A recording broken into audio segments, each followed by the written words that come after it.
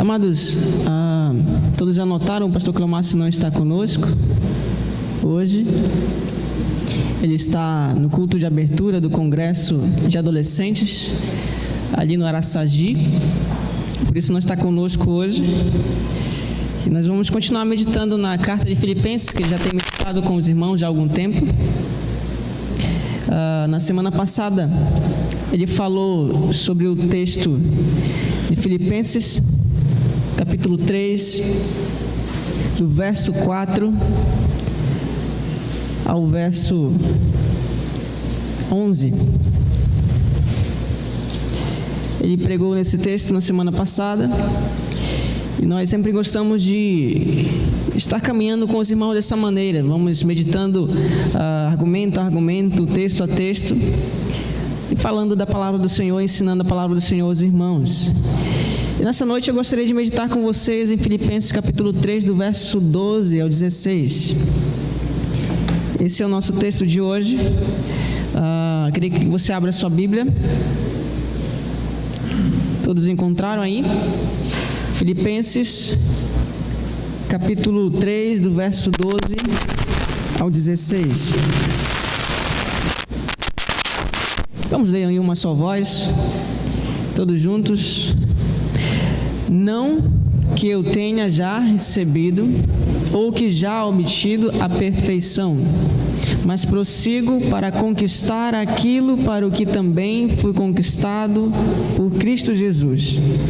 Irmãos, quanto a mim, não julgo havê-lo alcançado, mas uma coisa faço, esquecendo-me das coisas que para trás ficam e avançando para as que diante de mim estão. Prossigo para o alvo, para o prêmio da soberana vocação de Deus em Cristo Jesus. Todos, pois, que somos perfeitos, tenhamos este sentimento. E se porventura pensais de outro modo, também isto Deus vos esclarecerá. Todavia, andemos de acordo com o que já alcançamos. Vamos orar ao Senhor. Pai, a Tua palavra, mais uma vez, está aberta diante de nós. E nós temos a mesma expectativa, Senhor. Que o Senhor fale conosco. Que o Senhor transmita a Tua verdade, a Tua palavra, os Teus preceitos, Tua vontade aos nossos corações. Pai, mas nós reconhecemos também, ao mesmo tempo, que nós, às vezes, colocamos empecilhos a isso. O apóstolo Tiago diz que nós devemos ler a palavra e aprendê-la com o coração disposto a praticá-la. Nós temos muitas falhas e muitos defeitos e muitas limitações. Nós sabemos que somos pecadores. Por isso, reconhecendo que somos pecadores, nós também temos uma outra expectativa, que é a expectativa da confiança em Teu Espírito Santo, que nos habilita e nos capacita para que possamos ouvir a Tua voz, compreender a mensagem que o Senhor está transmitindo através da Tua palavra. E na mesma força do Teu Espírito Santo, que nós pratiquemos esta palavra, Senhor. Ajuda-nos, Senhor, nessa noite. Que apesar de nós sermos pecadores, nós possamos ouvir a Tua voz. E apesar de eu ser também pecador, que eu possa também falar ou ser um instrumento de Tua voz nessa noite. Também reconheço as minhas limitações, reconheço os meus defeitos, reconheço a minha incapacidade. E isso me conduz a uma fé confiante de que a Tua palavra tem poder em si mesmo para falar ao coração da Tua igreja, apesar de quem prega. Eu te peço, Senhor, que o Senhor não faça diferente, que o Senhor continue fazendo a mesma coisa que o Senhor vem fazendo há anos e anos durante a vida da Tua igreja, falando ao coração dela, através da Tua palavra. Faça isso mais uma vez, em nome de Jesus. Amém. Glenn Mills, diretor de esporte da Jamaica, conta como desenvolveu o talento do recordista mundial de 100 metros rasos, Usain Bolt, o homem mais rápido do mundo. Ele disse assim: os atletas tendem a voltar aos seus velhos hábitos quando colocados sob pressão ou quando correm em velocidade máxima. Assim, como ajudar um ator na aprendizagem de sua fala? Os treinadores têm que continuamente recordar os exercícios e técnicas treinadas para o atleta repetir mais e mais, a fim de quebrar hábitos, tanto psicológicos quanto físicos, para voltar a técnicas corretas de execução da corrida. Nossa primeira tarefa com Bolt foi levá-lo a correr com a parte superior do corpo em sintonia com o centro de massa da sua inclinação para a frente, algo em torno de 5 a 10 graus. As técnicas para largada, para transição, para aceleração, manutenção da velocidade e depois para reduzir os efeitos da desaceleração são diferentes. O atleta deve ser capaz de ajustar as técnicas para as diferentes fases, sem perda de tempo.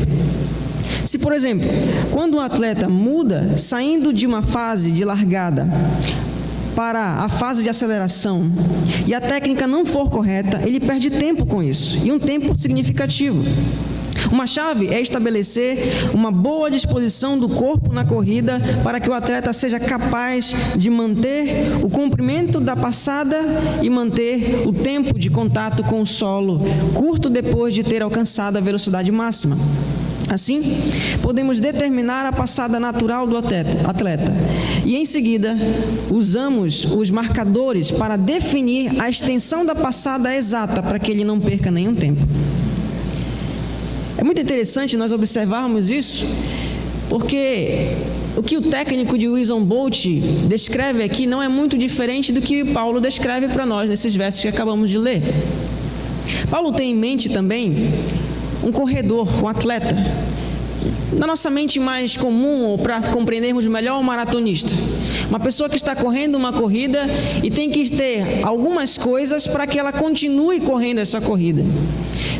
Tem regras também na corrida que ele deve obedecer, senão ele pode ser desclassificado. O apóstolo Paulo aqui, nesses versos que lemos, está preocupado com um processo na corrida espiritual. Do verso 4 ao verso 11, quando o pastor Clemácio pregou na semana passada aqui esse texto, ele falou que o apóstolo Paulo usou o seu exemplo para demonstrar como ele tinha chegado à salvação. Ele não chegou confiando naquilo que fez. Apesar de ele ser irrepreensível diante da lei, ele considerou tudo aquilo como um mercador considera sem valor. E a partir disso, ele olhou para Cristo e considerou Cristo apenas, o conhecimento de Cristo, como a única coisa que possuía valor em sua vida. Depois disso, o pastor Clemácio falou aos irmãos que iniciou-se um processo, que é o processo de se desapegar de toda e qualquer confiança em si mesmo para confiar única e exclusivamente em Cristo. De maneira que o início da salvação dá-se dessa maneira. A pessoa olha para o que faz e não confia no que faz, nem no que fez de bom e nem no que fez de mal. Quando ela olha para Cristo, ela encontra com Cristo, ela começa a vislumbrar e ver que as suas obras não podem salvá-la. E a partir desse momento ela começa a obter o conhecimento pleno de Cristo. E quando se fala pleno, é o conhecimento que deposita toda a sua confiança de sua salvação única e exclusivamente no que Cristo faz, ou no que Cristo fez. E nesse texto, do verso 12 ao verso 16, que é o nosso texto hoje, Paulo nos orienta nessa maratona. Nós iniciamos confiando em Cristo. Nós devemos continuar correndo nessa maratona, confiando em Cristo. De maneira que a primeira figura que o pastor Clemácio pregou na semana passada mostra Paulo como um mercador, considerando valores no mercado. Mas aqui no verso 12 ao verso 16, Paulo usa a figura de um atleta, para demonstrar que a nossa vida espiritual não é diferente da de um atleta. Há algumas diferenças, nós precisamos compreendê-la, mas nós precisamos primeiramente compreender que nós somos atletas na vida espiritual. É sobre isso que eu queria pensar com vocês, e por isso eu coloquei o título na maratona da vida espiritual. Nós vamos pensar com os irmãos em 3 momentos. Primeiramente, Paulo fala aqui para nós qual o diagnóstico de nosso condicionamento espiritual nessa corrida, do verso 12 ao verso 13, a parte A. Depois, nos diz o que devemos fazer enquanto corremos essa corrida, do verso 13b até o verso 14. E por último, ele nos mostra como devemos nos comportar enquanto somos treinados por Deus nessa maratona, que é do verso 15 ao 16. Então, olhe para a sua Bíblia. Vamos ler novamente, parte por parte, e vamos explicar aos irmãos e entender que aplicações nós temos para a nossa vida hoje. Primeiramente, na maratona da vida espiritual, nós precisamos correr conscientes de nossa realidade espiritual. Paulo diz no verso 12: não que eu tenha já recebido ou que tenha já obtido a perfeição. Lembra que Paulo está falando num contexto onde ele encontrou com Cristo Jesus, mas ainda não chegou na ressurreição dos mortos. Isso ele diz no verso 11. Ele não encontrou, ainda não achou, ainda não está no estado de perfeita comunhão com Deus, de estado de perfeita comunhão no sentido de santificação. Posicionalmente, ele é perfeito diante de Deus. Mas num processo de continuação, num processo de santificação, ele ainda não é perfeito. Ele sabe que tem falhas, ele sabe que tem pecado, ele sabe que comete erros. Por isso ele fala no verso 12: eu ainda não alcancei esse patamar pleno e perfeito que nós só alcançaremos na ressurreição. Ainda estou caminhando para isso. Por isso ele fala no verso 12: não que eu tenha já recebido ou que eu tenha obtido a perfeição. E no verso 13 ele até repete a mesma expressão, a mesma ideia, e diz: irmãos, quanto a mim, não julgo havê-lo alcançado. Paulo demonstra aqui, primeiramente com essa palavra recebido, que a ideia é de pegar com a mão. Não que eu tenha posto minha mão na perfeição, não que eu tenha alcançado essa perfeição. E o interessante é que o verbo aqui, a palavra tem, ou que eu tenha obtido a perfeição, é um verbo só no grego. Fala de um verbo que está no particípio, o verbo que está na voz passiva. Em outras palavras, Paulo está dizendo que ele não considera alguém que recebeu completamente a perfeição quando se trata de vida de santificação. Ele tem consciência de que ele ainda não alcançou esse patamar que é Cristo, a formação conforme a imagem de Cristo.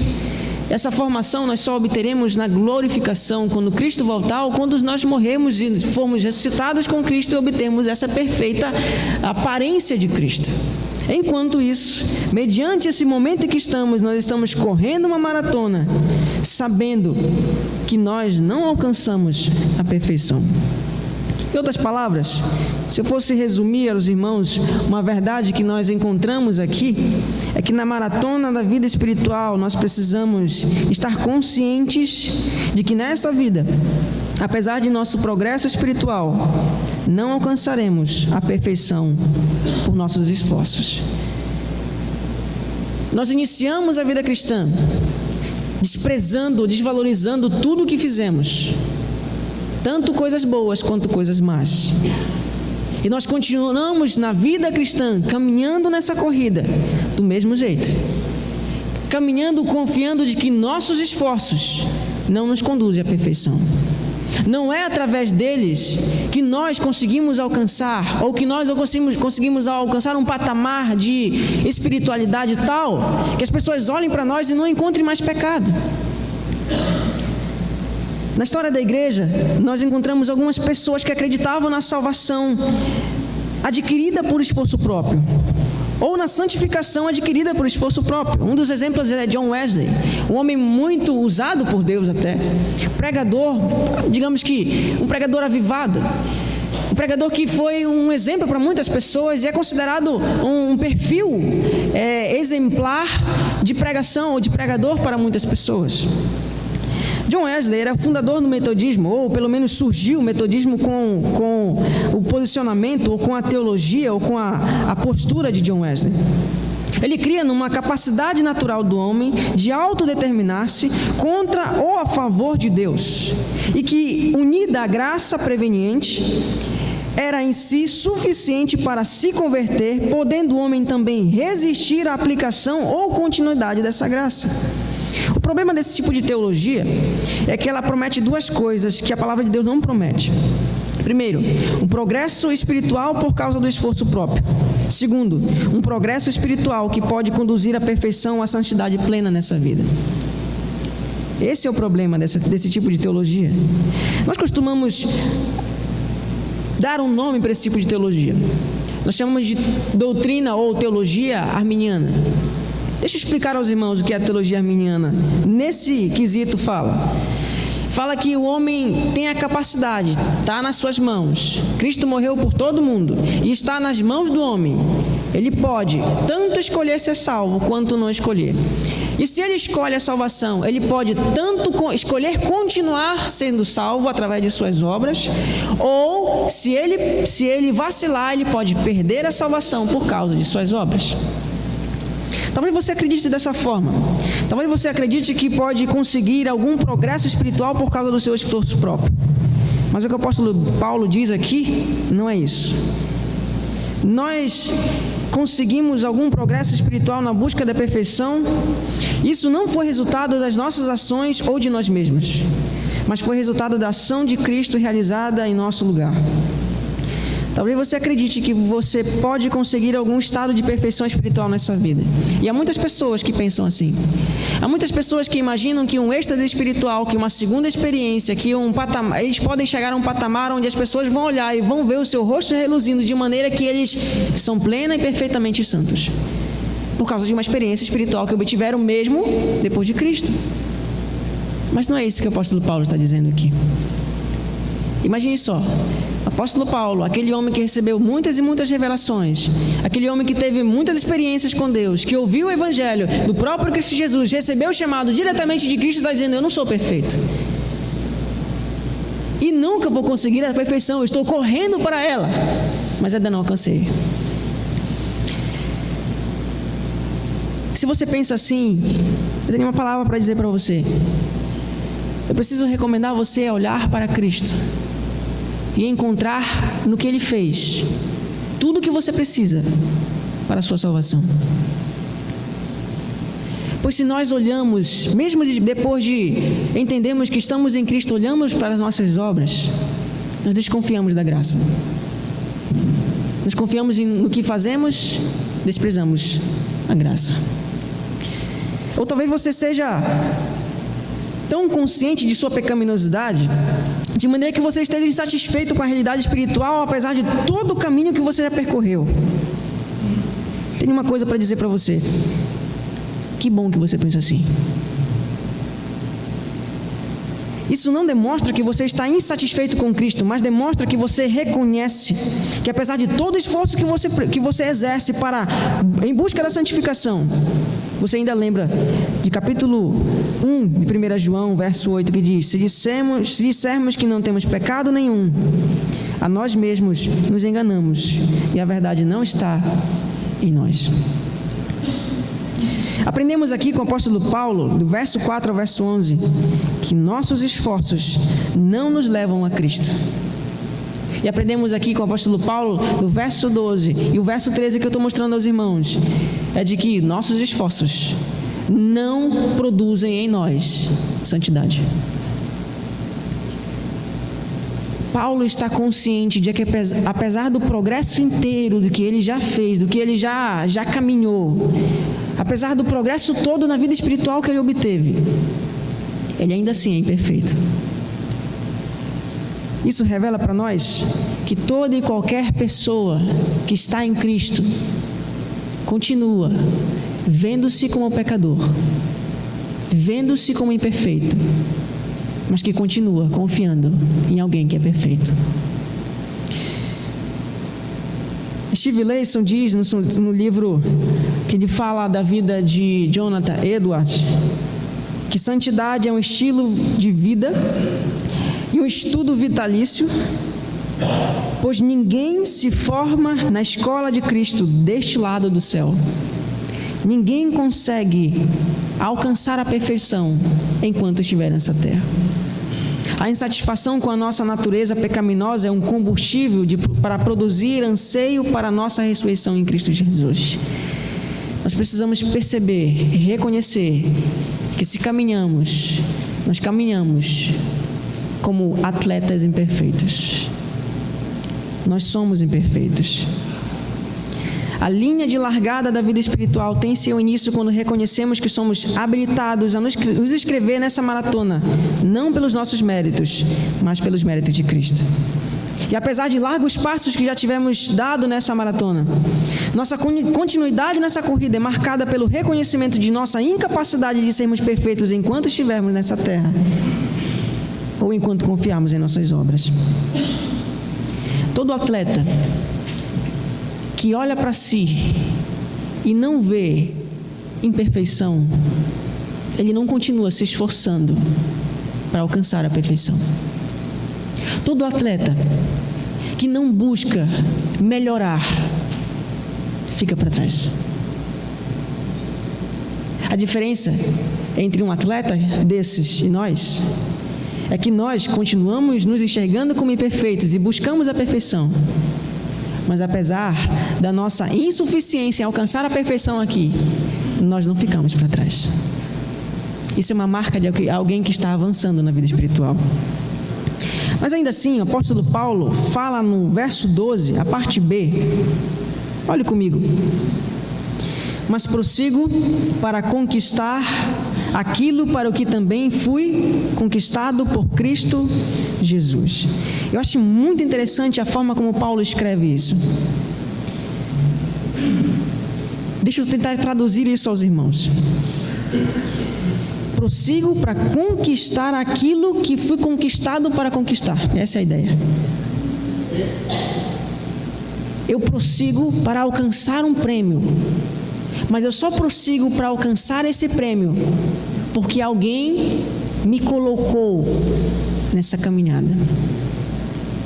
Eu fui comprado, eu fui conquistado, separado para conquistar aquilo. Deixa eu só explicar isso com uma ilustração aos irmãos. No livro de Josué, quando Deus chega com o povo de Deus caminhando lá com Josué à margem do Rio Jordão, lá no verso 2 do capítulo 1, se você quiser ler, eu vou estar lendo aqui os irmãos. Josué 1, capítulo 1, verso 2, Deus diz assim para Josué: Moisés, meu servo, é morto.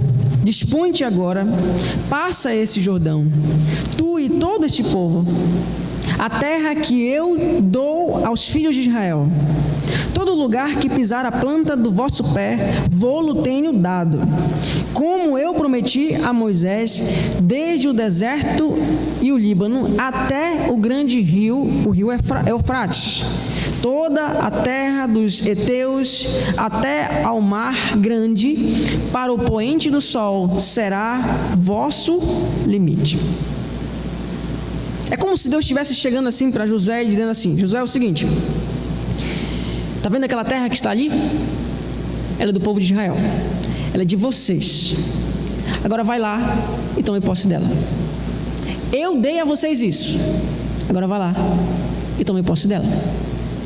A ideia que Deus está transmitindo aqui para Josué e para o povo é que se Deus não tivesse dado essa terra, jamais essa terra seria dele.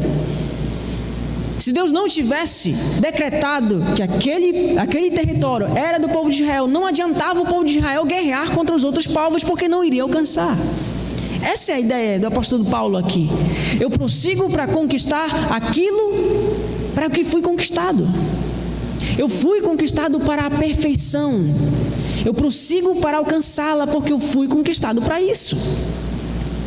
Paulo aqui está reconhecendo que se ele progride, é porque alguém colocou ele nessa maratona, alguém escreveu o nome dele nessa corrida.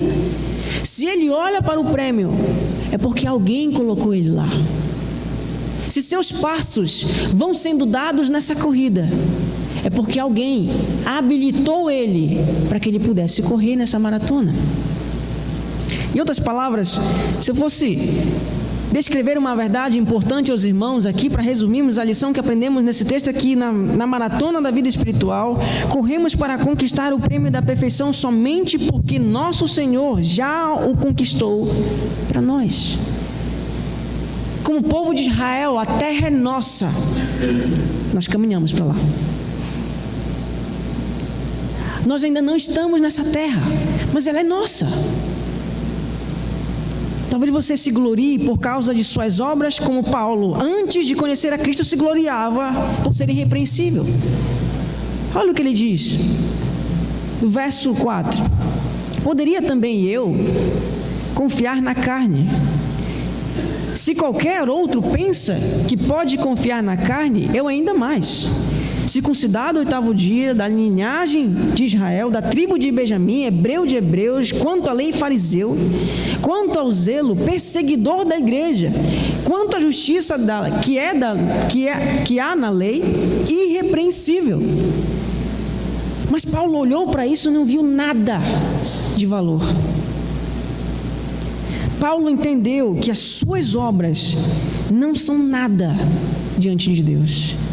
Ele não está nessa maratona por causa de suas obras. Ele não continua correndo por causa de suas obras. Ele corre só porque Deus o conquistou para isso. Paul Tripp diz assim: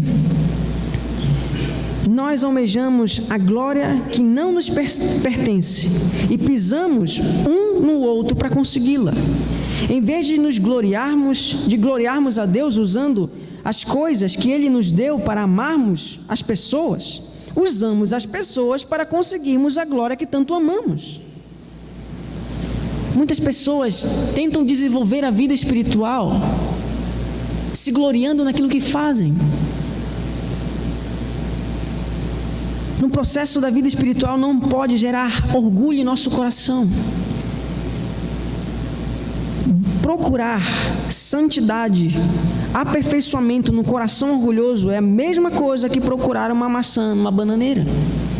É a mesma coisa que procurar um vivo no necrotério. É a mesma coisa que procurar honestidade lá no Palácio do Planalto. É impossível encontrar.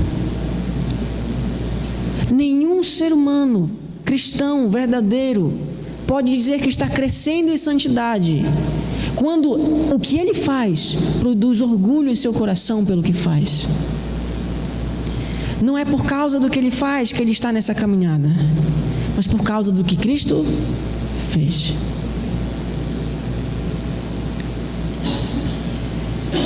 Paulo já deixou claro isso aqui no capítulo 2, do verso 12 e 13 dessa mesma carta. Olha o que ele diz: assim, pois, amados meus, como também sempre obedecestes, não só na minha presença, porém muito mais agora na minha ausência, desenvolvei a vossa salvação com temor e é nós que devemos desenvolver. Por que devemos desenvolver? Porque é Deus quem efetua em vós tanto o querer como o realizar, segundo a sua boa vontade. Paulo está repetindo, está ilustrando aquilo que ele já ensinou à igreja. Se vocês correm, é porque Deus faz com que vocês corram. Amados irmãos, prosseguimos para conquistar a perfeição. Prosseguir para isso é corrermos consciente de que se corremos é porque Cristo nos dá oxigênio para nossos pulmões, para que possamos respirar nessa corrida. É porque Ele nos dá alimento para produzir energia no nosso corpo, para que possamos ter condições de correr essa corrida. É porque Ele nos escreveu nessa corrida com a tinta do seu sangue. É só por isso que nós corremos nela. Nós aprendemos aqui que se iniciamos a vida cristã, foi por causa de Cristo. Se continuamos na vida cristã, é por causa de Cristo. Se obtivemos vitória sobre o pecado, é por causa de Cristo. Se realizamos boas obras na vida cristã, é por causa de Cristo. Se amadurecemos na vida cristã, é por causa de Cristo. Se progredimos em santidade, é por causa de Cristo. Se perseveramos na busca por essa santidade, é por causa de Cristo. É pelo que Ele fez por nós na cruz do Calvário. Em outras palavras, aperfeiçoamento espiritual implica necessariamente em reconhecermos que fomos conquistados por Cristo. Implica em gloriar-nos única e exclusivamente não em nossas obras, mas em Cristo. Gloriar-se em Cristo é reconhecer que nenhum pecado que evitarmos ou nenhuma obra que realizarmos é proveniente do nosso próprio esforço, mas do esforço de Cristo na cruz do Calvário para nos conquistar. Isso é santidade. Isso é aperfeiçoamento. Buscar se desviar do pecado sem se gloriar por isso. Evitar o pecado sem se gloriar por isso. aperfeiçoamento espiritual não é identificado por um coração que bate acelerado, demonstrando o som do orgulho. Como é que está o som do seu coração nessa corrida, irmãos? Quanto mais corremos, mais o coração acelera. Que som ele produz? Ele produz o som do orgulho pelos seus passos? Ou ele produz o som da humildade pelos passos que Cristo faz você dar? Amados, nós precisamos pensar aqui um pouco que humildade é uma das características de que estamos sendo aperfeiçoados. Nós não confiamos naquilo que fazemos. Nós confiamos no que Cristo fez. Nós não confiamos naquilo que haveremos de fazer. Nós confiamos naquilo que Cristo ainda fará por nós. Nós confiamos de que aquele que começou a boa obra em nós é o mesmo que garante que nós estaremos com Ele, ressuscitados em Cristo Jesus, plenos e perfeitos na sua presença.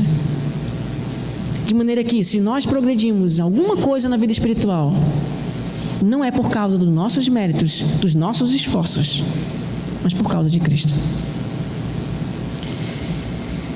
Depois de Paulo nos ensinar que no processo de santificação nós devemos estar conscientes de nossa realidade espiritual, estar consciente de quem somos, ele agora passa a nos ensinar o que devemos fazer nessa corrida.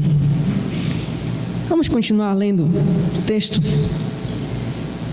Verso 13, a parte B e verso 14. Vamos ler juntos? Mais uma coisa faço. Estão comigo ainda? Mais uma coisa faço, esquecendo-me das coisas que para trás ficam e avançando para as que diante de mim estão. Prossigo para o alvo, para o prêmio da soberana vocação de Deus em Cristo Jesus. Depois de Paulo falar que ele é consciente de sua situação, de sua pecaminosidade, de sua imperfeição, ele diz: sabendo disso, eu faço só uma coisa: eu não olho para trás, eu prossigo olhando para frente.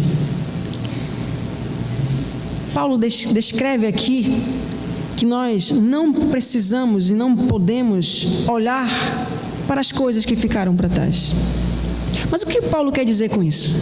O que Paulo está falando sobre essa referência que fala, não olhe para as coisas do passado?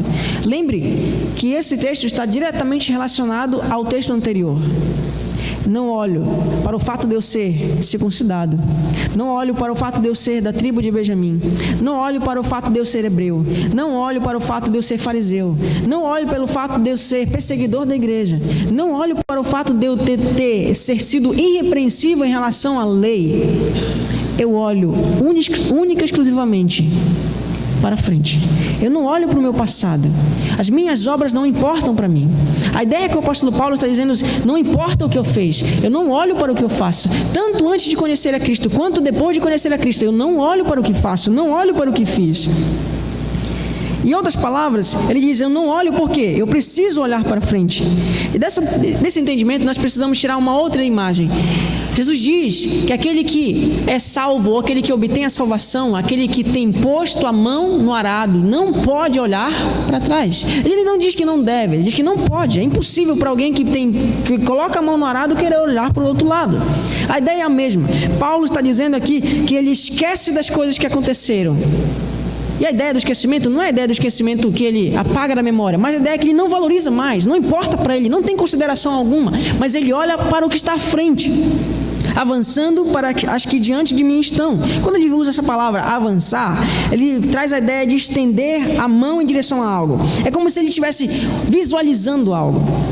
Ele fala no verso 14, eu prossigo para o alvo. E a ideia é como se fosse um corredor da corrida de 400 metros, onde ele vai correndo e vai desviando, né? Ele vai virando. Existe um momento em que ele roda lá na... Lembrei, irmãos. Na pista de corrida. Ele olha na pista de corrida, quando ele dobra, No final, nos 50 metros finais, ele enxerga a chegada. E quando ele enxerga a chegada, ele não quer nem saber de nada, ele só quer saber de correr, ele só quer saber de olhar para aquele alvo e alcançar aquele alvo. A ideia do apóstolo Paulo é essa: não interessa quem está do lado, não interessa quem está atrás, não interessa o que aconteceu, eu quero só olhar para lá e continuar correndo para lá, porque eu quero estender minha mão, me inclinar para alcançar isso. Que prêmio é esse que Paulo está falando? Que alvo é esse? É um prêmio, é um troféu. Mas que troféu é esse? O troféu da soberana vocação de Deus. No grego, irmãos, no original está dizendo um prêmio do alto que veio através do chamado de Deus. Um prêmio que é do céu, que veio através do chamado de Deus. Essa é a ideia aqui do texto. Em outras palavras, Paulo está dizendo assim: é como se eu estivesse enxergando a perfeição. Eu corro me esticando para ela. Eu corro com todo o meu esforço me impulsionando para ela. O que eu enxergo não é um prêmio corruptível. O que eu enxergo é um prêmio do céu, do alto. E esse prêmio veio por causa do chamado que Deus me deu. Esse prêmio está em Cristo Jesus. Se eu fosse traduzir o que disse aos irmãos, o que expliquei aos irmãos, eu poderia traduzir numa frase aqui. Na maratona da vida espiritual, nós precisamos nos esforçar ao máximo e olharmos para o prêmio do nosso chamado em Cristo. Nós fomos chamados para isso. De maneira que não importa o nosso passado. O que importa é o nosso futuro. Talvez você esteja olhando não esteja olhando para o prêmio de Cristo. Talvez você esteja olhando para os seus pecados passados. Talvez você esteja olhando para as suas obras passadas. Talvez seus olhos estejam fixados nos erros que você cometeu. E como encontramos pessoas que muitas vezes se deparam com o Evangelho e dizem: mas será que um Deus como esse poderia perdoar tanto mal que eu fiz? Ou que muitas vezes nós nos encontramos e olhamos para a nossa situação espiritual, mesmo depois de convertidos, nós olhamos: poxa, eu estou pecando de novo nesse mesmo pecado. Como é que Deus pode me preservar na salvação? Como é que Deus pode me querer? Esse é um lado da moeda. Pessoas olham para o passado, enxergam seus erros e desconfiam da graça.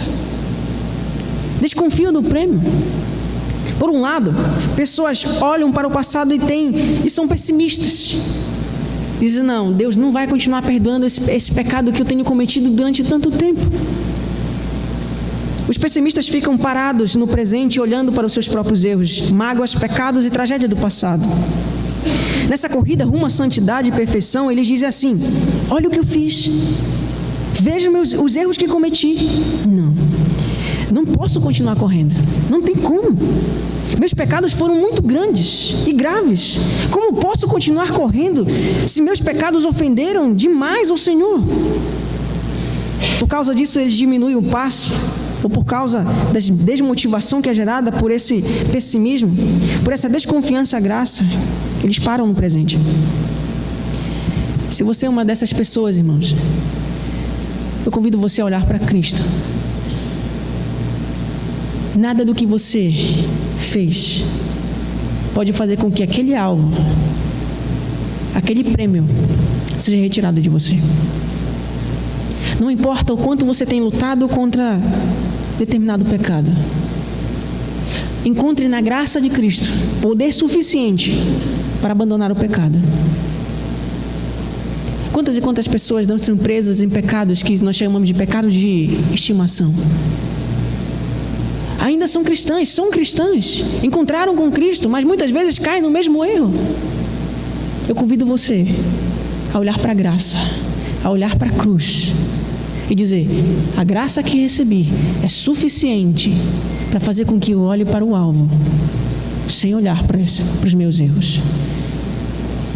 A graça que recebi foi suficiente para perdoar todos os meus pecados, passados, presentes e futuros. Se você é uma dessas pessoas, irmãos, se o pessimismo tem assolado e perturbado a sua consciência, eu preciso te dizer isso. A mesma graça que te trouxe a salvação é a mesma graça que sustenta você nessa corrida, apesar de seus pecados. Da mesma maneira que todos os erros foram perdoados em Cristo Jesus, todos os nossos erros, todos os nossos pecados foram cobertos pelo sangue dele. Todas as nossas falhas, todas as suas falhas foram corrigidas por Cristo. Tenha sua motivação revigorada e sua disposição restabelecida por essa verdade, para continuar lutando pelo pecado, ou contra o pecado. Você precisa entender que na cruz há poder suficiente para fazer com que você não olhe mais para o seu passado. Mas existe um outro lado da moeda.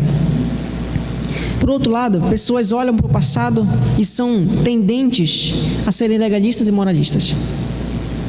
O legalismo e o moralismo nos faz olhar para nossas realizações e obras e boas ações passadas e para nos alegrarmos com o nosso suposto desenvolvimento espiritual. Alguém legalista ou moralista que se vangloria por causa das obras que faz ou que fez, ele olha para as suas obras, suas boas ações passadas e diz assim: como eu sou piedoso, como me comportei bem naquela ocasião, eu acerto onde muitos erram, eu não peco onde muitos pecam, eu tenho virtudes onde muitos têm defeitos. Quando olho para o meu passado, eu vejo o quanto eu estou me tornando perfeito. Não nos enganemos, irmãos. O legalismo e o moralismo é um pecado que nos assola dia após dia. O legalismo e o moralismo é um pecado que nos cega e nos faz com que a nossa vida fique cada vez mais enganosa. Ele faz com que a nossa vista fique turva, de maneira que temos dificuldade de enxergar as coisas como elas são. Eu digo aos irmãos que é mais fácil convencer uma pessoa que cometeu um pecado do seu erro, do que um moralista e um legalista que acerta e que se gloria por isso. Essa semana, minha esposa me repreendeu por causa de um incidente no trânsito. Estávamos indo ali perto no Turu, e havia um ciclista do lado direito e um motorista do lado esquerdo. O ciclista estava em um espaço, digamos assim, considerável, dava para eu passar, só que havia um buraco bem na frente do ciclista. E eu, como todo motorista que quer mostrar para a esposa que é bom, que é um Schumacher, ou que é um Massa não, né? Um Hamilton, melhor dizendo. Aí eu disse, dá para passar. Aí eu calculei, na hora que eu passei, estava passando, ela disse, amor, o guidão do ciclista encostou no retrovisor. Ainda bem que ele não caiu, não aconteceu nada com ele. Mas a minha esposa, na mesma hora, ela disse, você poderia muito bem ter reduzido e esperado o ciclista passar. O que foi que aconteceu comigo naquela hora? O pecado do moralismo ativou aquele advogado que existe em todos nós. Eu comecei a argumentar com ela. Ela disse assim, amor, você poderia ter feito isso, você poderia ter reduzido. Por que você não fez? Amor, você cometeu um erro. Você está no volante. Aí a esposa, você sabe, né? O marido sabe que a esposa, para fortalecer o argumento, ela sempre generaliza. A palavra nunca, né? A palavra jamais é excelente para ela nos lábios dela nessa hora. Você nunca faz isso, né? E aí ela usou essa palavra, né? Que ativou logo o meu advogado. E aí ela disse, você quando está no trânsito, você se transforma. Aí eu, amor, faz 1 ano e meio que eu tenho a carteira. Desse ano e meio, se eu não me engano, no meu cálculo, humildemente falando, reconhecendo e avaliando o meu estado no trânsito, eu cometi uns 3 erros. Minha culpa. Os outros, né, os irmãos sabem que aconteceu um acidente que fui batido, né? Graças a Deus, Deus me livrou daquele acidente. Tá, outra época da vida aí. E por causa disso, você está dizendo que eu me transformo no trânsito. O que isso quer dizer, irmãos? É que muitas vezes nós gostamos de usar os nossos acertos para dizer quem somos. Muitas vezes nós somos moralistas e legalistas. Nós gostamos de olhar para o nosso passado, enxergar os nossos acertos e dizer assim, olha como eu sou bom. Está vendo? Olha como eu tenho progredido. Olha como eu sou uma pessoa correta. Não, se colocar na balança meus acertos e meus erros, logicamente, eu sou uma pessoa certa. Amados, isso nada mais é do que ativar um pecado que vai continuar nos assolando até a volta de Cristo. Nós encontramos a graça desconfiando de nossas obras. E assim como aqueles outros povos queriam tomar posse o tempo todo da terra de Canaã, mesmo o povo de Israel estando nela, assim também são os nossos pecados. Eles o tempo todo nos instigam de uma maneira que possam tomar posse de nós. Eles não podem mais, mas nós podemos dizer não a eles. Nós não podemos olhar para as nossas boas obras e dizer que somos pessoas boas. Quem encontrou a graça não vive assim. Quem encontrou a graça não corre a maratona olhando para trás, independente dos seus pecados ou dos seus acertos. Quem encontrou a graça olha única e exclusivamente para Cristo.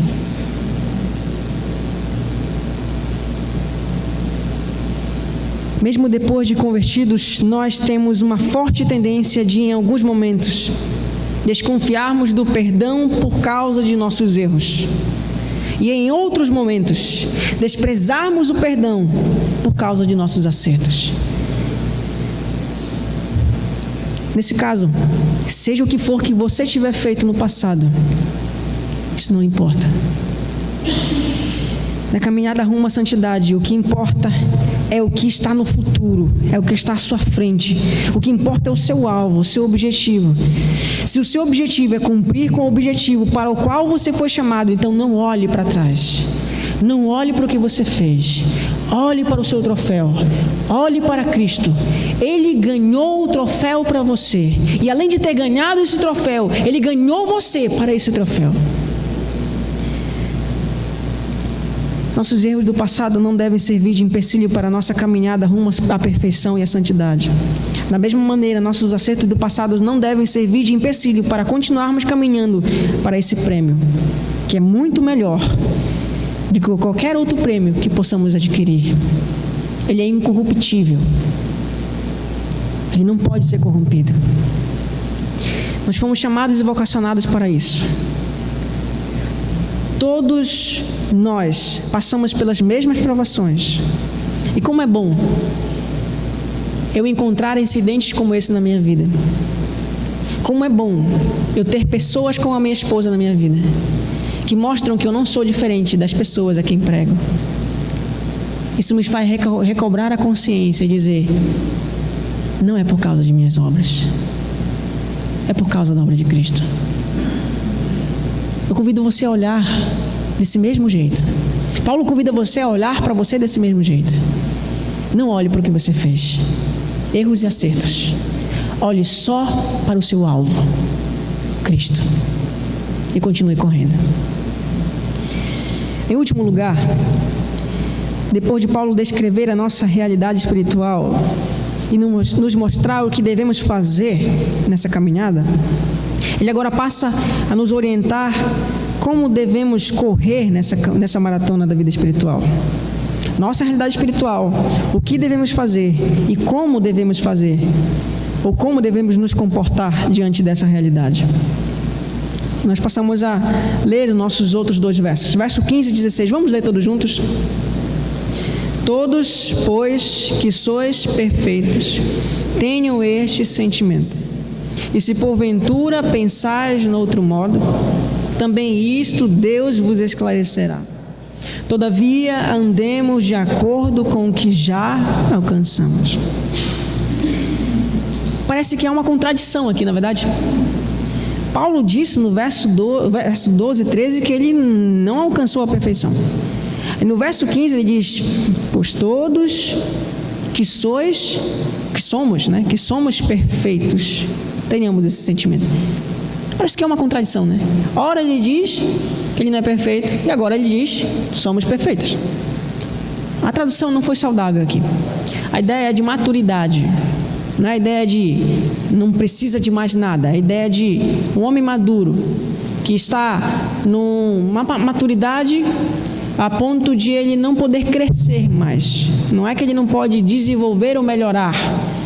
É como uma criança. Uma criança está constantemente crescendo até que chega à maturidade, mas isso não implica dizer que essa pessoa não é aperfeiçoada. É a mesma ideia.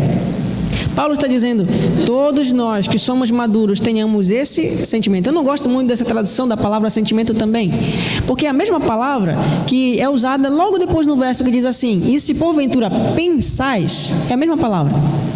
A ideia aqui é sempre de consciência. O quadro que Paulo está pintando para mim aqui não é de sentimento, do que eu sinto, mas sim do que eu penso.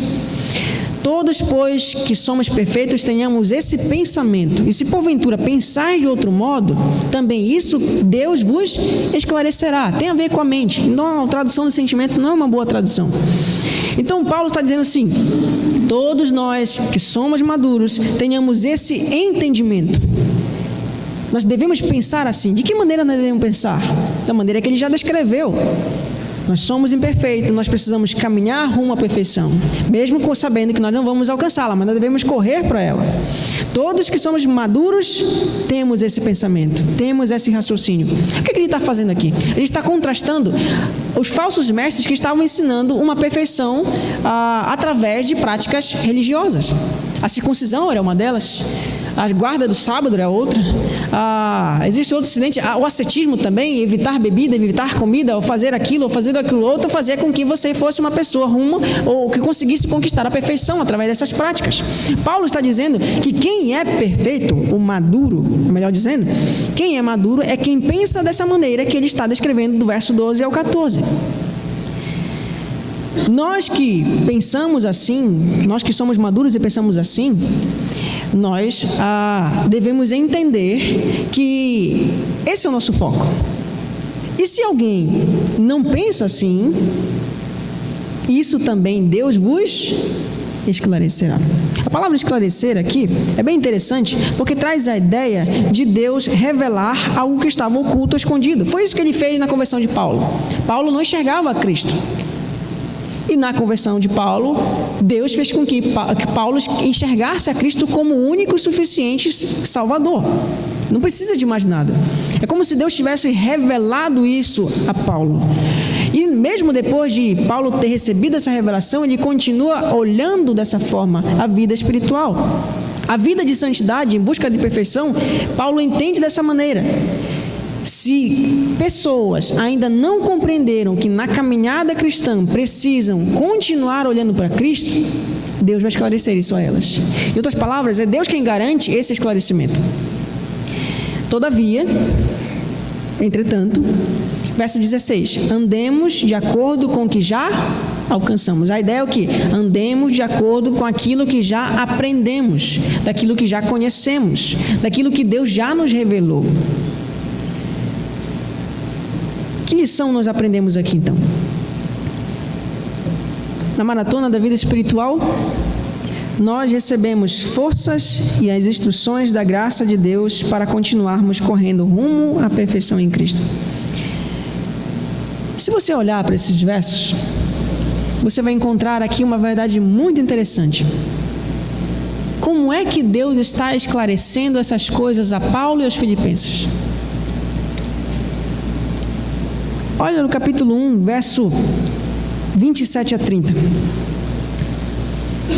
Vivei, acima de tudo, por modo digno do Evangelho de Cristo, para que, ou indo ver-vos, ou estando ausente, ouçam no tocante a vós outros, que estáis firmes em um só Espírito, como uma só alma, lutando juntos pela fé evangélica, e que em nada estáis intimidados pelos adversários.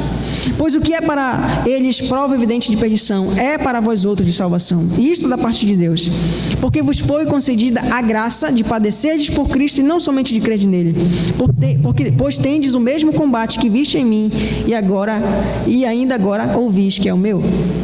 Paulo está dizendo que essa igreja deve aprender que a perseguição é o meio de Deus ensinar verdades para ela. Ela deve permanecer firme, porque se está sendo perseguida, ela deve testemunhar de Cristo, mesmo em meio à perseguição. Em outras palavras, a perseguição pode ser muito bem utilizada de maneira didática por Deus para nos ensinar as verdades espirituais.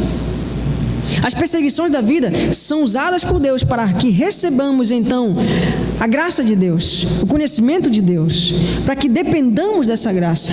Não importa a perseguição que você esteja sofrendo, ela com certeza estará sendo usada por Deus para mostrar para você que a graça dele é suficiente para você e que você deve depender dessa graça para continuar caminhando.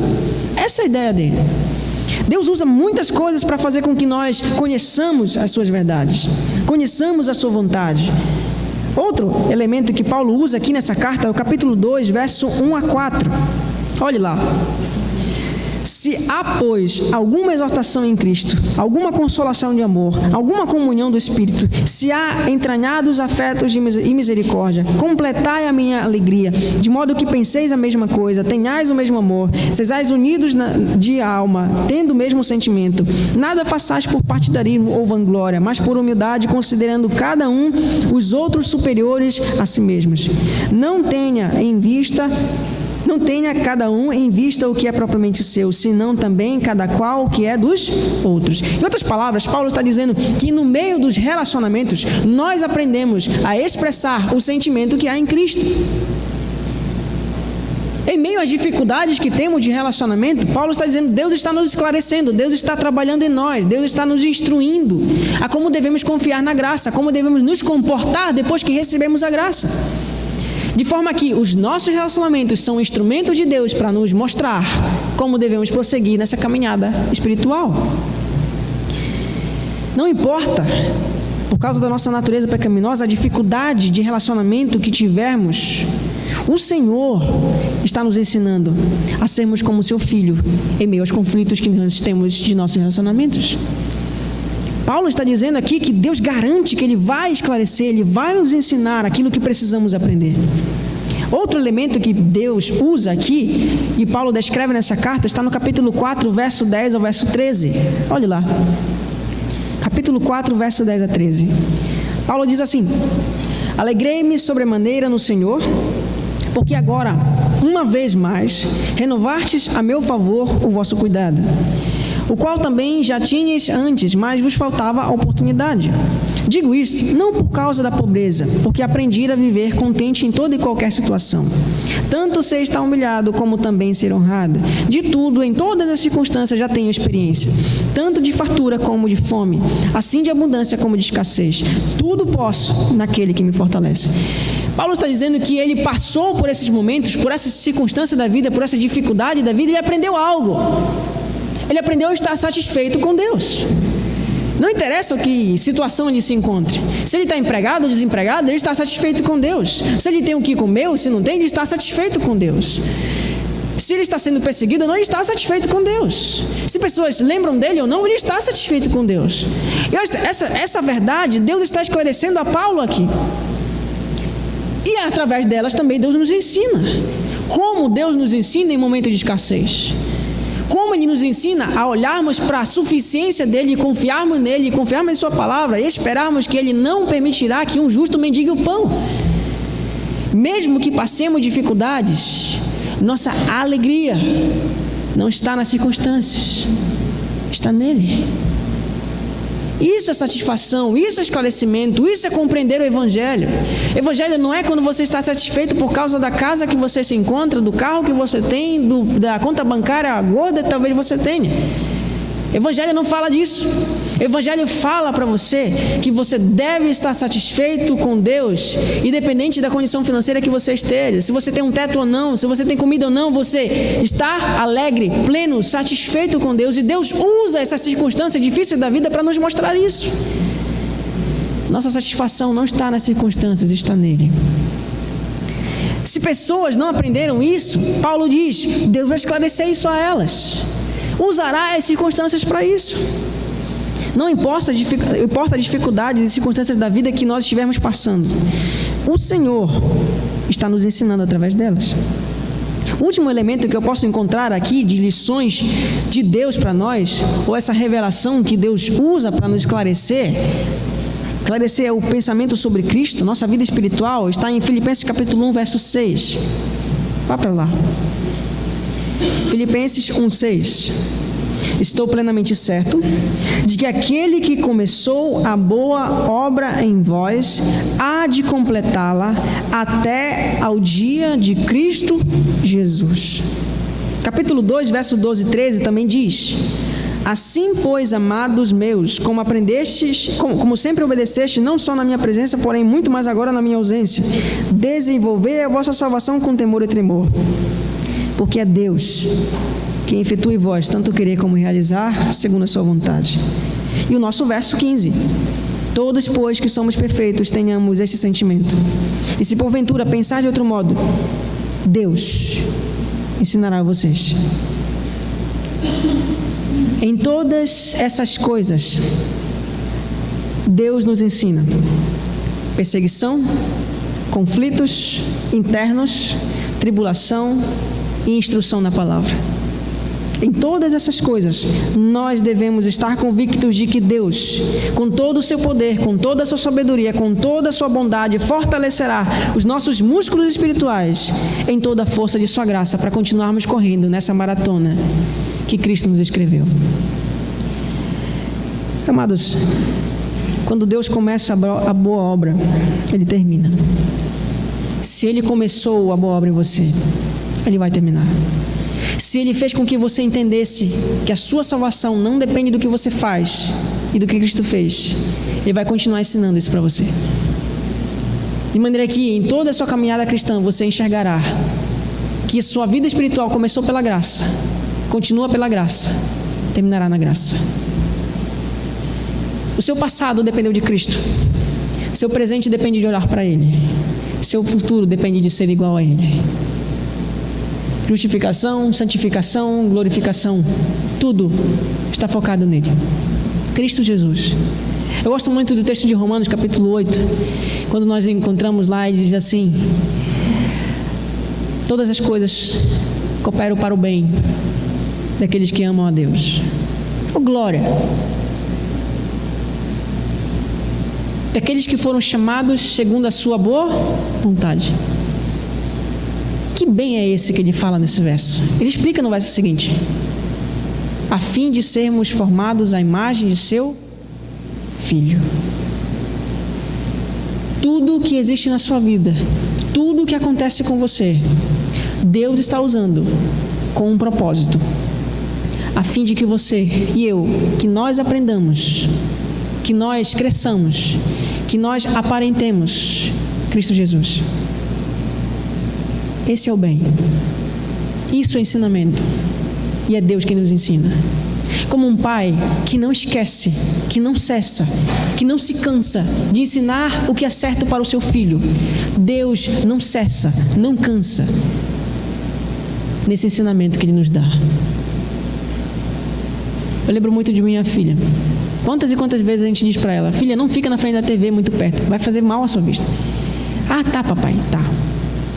Você vira a costa, vai na cozinha, quando você volta ela está lá de novo. Filha, não fique olhando da frente da televisão, porque isso fará mal à sua vista. Ah, tá, papai, tá bom.